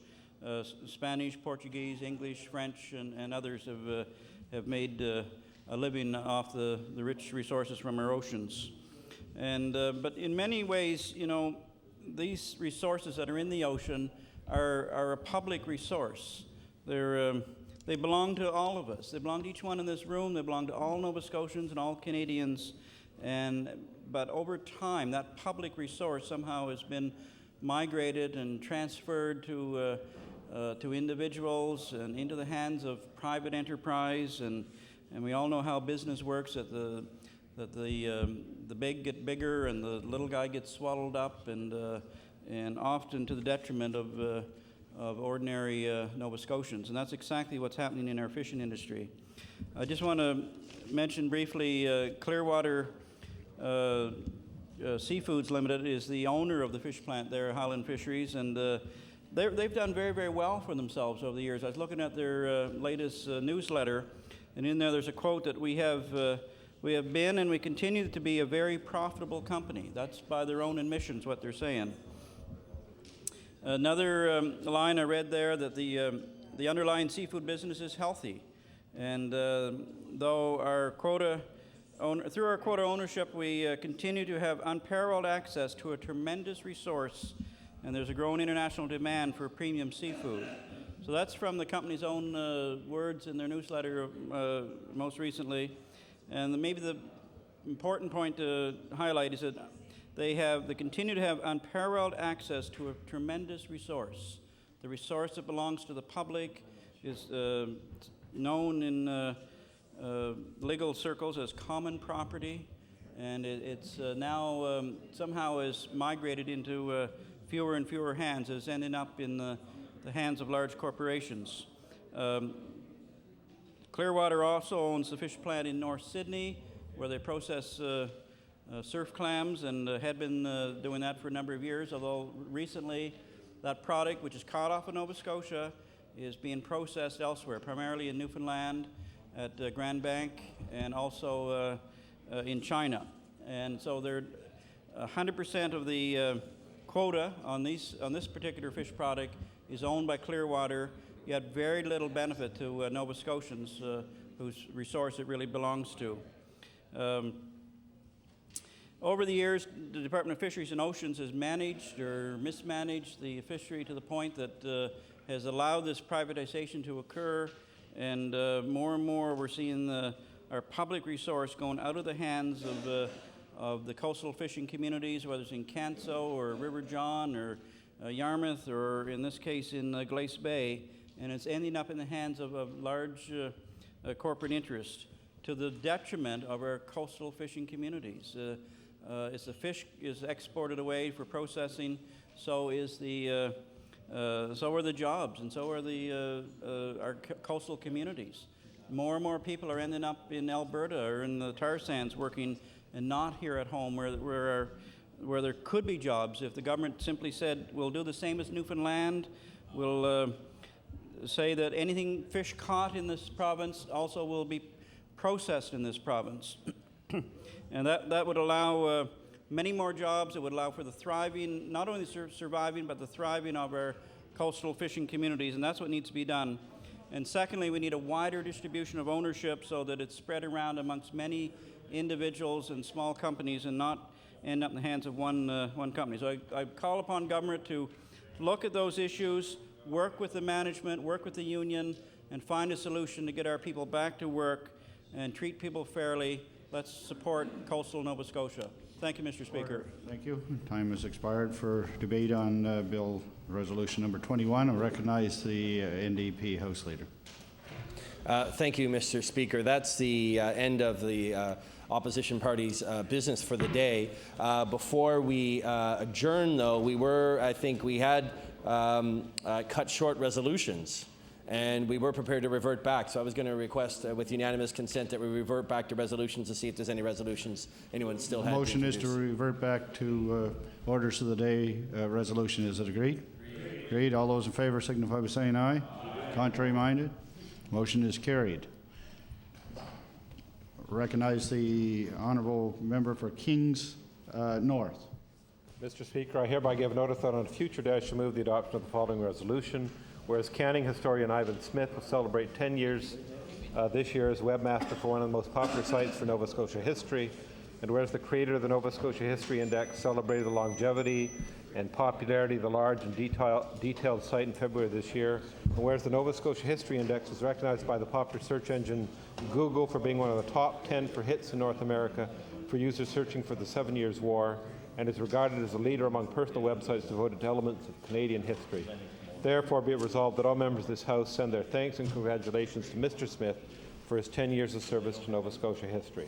I request waiver of notice and passage without debate. Motion is for waiver. All those in favour signify by saying aye. Contrary minded? Motion is carried. Recognize the honourable member for Clare. Thank you, Mr. Speaker. Mr. Speaker, I hereby give notice that on a future day I shall move the adoption of the following resolution. Whereas the Honourable J. Fraser Mooney passed away on January 5th, 2006, and whereas Fraser was a proud citizen of Yarmouth who served its community as a businessman, town councillor, MLA, and cabinet minister, and whereas he was a fierce competitor in sports, having won the top student trophies at Dalhousie and St. FX, and is a Hall of Famer at St. FX and in his hometown of Yarmouth. Therefore, it be resolved that members of the House of Assembly extend sympathies to family and many friends of Fraser Mooney and acknowledge a lifetime of accomplishment of a former member of this House and a former Minister of the Crown. Mr. Speaker, I would ask for waiver of notice, please. Request is for waiver. Is it agreed? All those in favour signify by saying aye. Contrary minded, nay. Motion is carried. Recognize the honourable member for Victoria Lake. Thank you, Mr. Speaker. Mr. Speaker, I hereby give notice that on a future day I shall move the adoption of the following resolution. Whereas multiple sclerosis is most often diagnosed in young adults aged 15 to 40 and also affects children as young as 2 years. And whereas MS is unpredictable, affecting vision, hearing, memory, balance, and mobility with permanent effects and no cure. And whereas Canadians have one of the highest rates of multiple sclerosis in the world, with MS being the most common neurological disease affecting young adults in Canada. Therefore, be it resolved that members of this House of Assembly recognize May as National MS Awareness Month and support the Multiple Sclerosis Society of Canada as it provides support to those with MS and strives to find a cure. Mr. Speaker, I ask for a waiver of notice and passage without debate. Motion is for waiver. Is it agreed? All those in favour signify by saying aye. Contrary minded? Motion is carried. Recognize the Honourable Minister of Economic Development. Thank you, Mr. Speaker. I hereby give notice on a future day I shall move the adoption of the following resolution. Whereas the North Queens Board of Trade will be celebrating its centenary birthday this year, and whereas the organization has been an integral part of the North Queens community since May 10, 1906, when it had its first meeting at the Masonic Hall in Caledonia, and whereas in honor of this achievement, the Board of Trade is hosting a reception on Saturday, May 13th in the same location and will include an address by North Queens Heritage Society member Robert Johnson. Therefore, be it resolved that all members of this House recognize the longevity of the North Queens Board of Trade. Such an event exemplifies the dedication to which Nova Scotians bring to their communities and the importance they place on cornerstone organizations such as the Board of Trade. Mr. Speaker, I request waiver of notice and passage without debate. Request is for waiver of notice. Is it agreed? All those in favour signify by saying aye. Contrary minded, if any? Motion is carried. Recognize the Government House Leader. Thank you, Mr. Speaker. I move the House to now rise to meet again on the morrow at the hour of 2 p.m. The House will sit from 2 until 6. The order of business will be the debate on resolution number 1. That's the estimates in committee of the whole House, and they will be referred to the committee on the whole House for examination of individual departmental estimates. And following that, we will do some second reading on bills if time permits.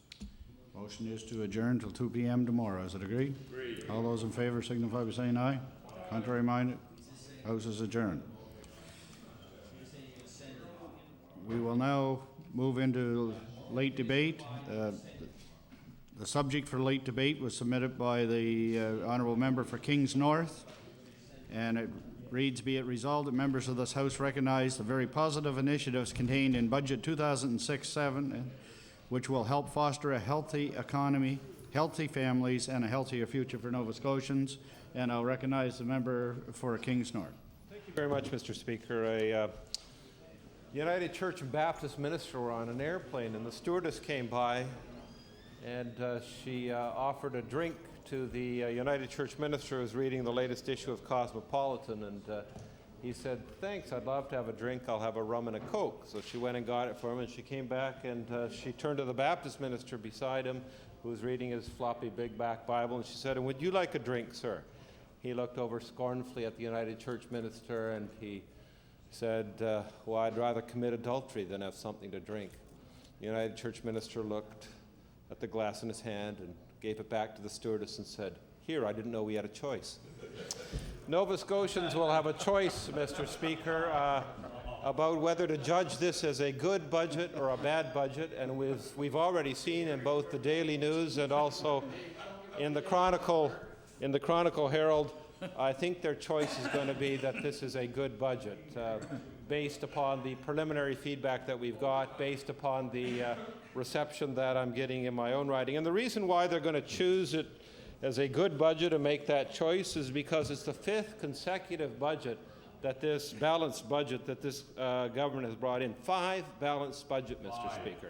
5. Count them. Not 1, not 2, not 3. How many? 5. All fingers on the right hand. Yes. So they've given it a thumbs up in that regard, Mr. Speaker, and they've made the choice that this is a good budget. They'll also make the choice that this is a good budget because it will benefit children of low-income working families. And this is something that's near and dear to my heart and something that I and others in the caucus have been pushing for as we extend prescription drug coverage to the children of low-income families. And I know that they'll make the choice, those families in my riding, to view this as a good budget because of the extended prescription drug coverage. More than 33,000 children, Mr. Speaker, under the age of 18 will benefit from this investment. And I know that all members in the House on either side would have to say this was a good decision and this was the right choice. The voters of the citizens of Nova Scotia will make the choice that this is a good budget because it will invest $250,000, Mr. Speaker, in an independent study to better assess and understand the social and economic impact of gaming in Nova Scotia. And again, Mr. Speaker, this is something that's important to deal with the problems that gaming inflicts upon individuals and upon families and their loved ones. And so this